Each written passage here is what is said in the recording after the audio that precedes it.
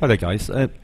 A friend of mine in our team was asking me, saying to me he was having trouble with braking, so I just thought I'd make this quick video just to show you visually how the brake force factor slider affects the brake.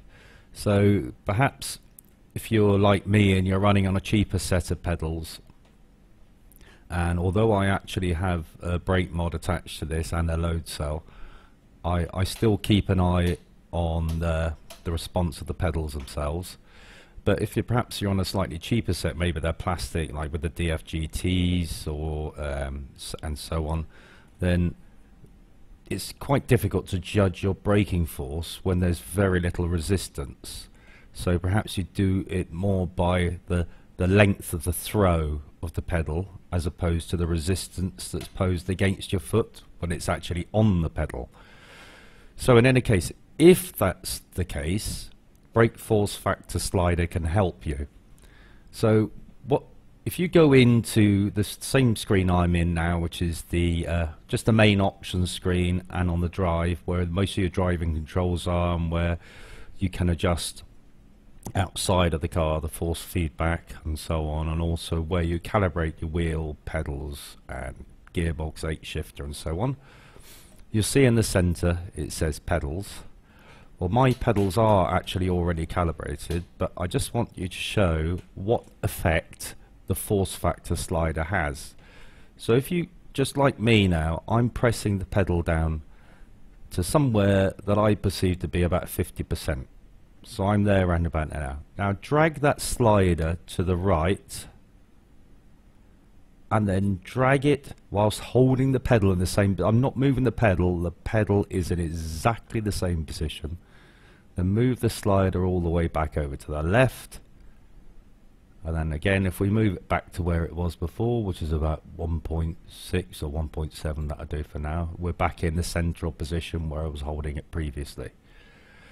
So you can see by moving the force factor slider to the right, it is essentially giving you a longer progression but then a steeper arc up to full brake pedal depression.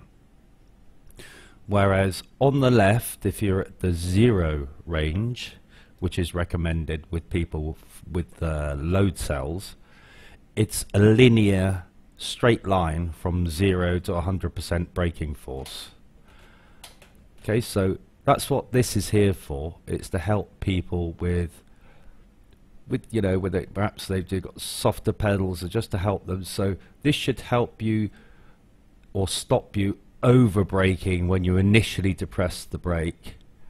Like for example, if I found I was locking up, you know, I was just stamping on the brake in the corner or something like this, and if I was in a car like the, I don't know, like Skippy or the Corvette for example, where there's no ABS, I'd be locking up.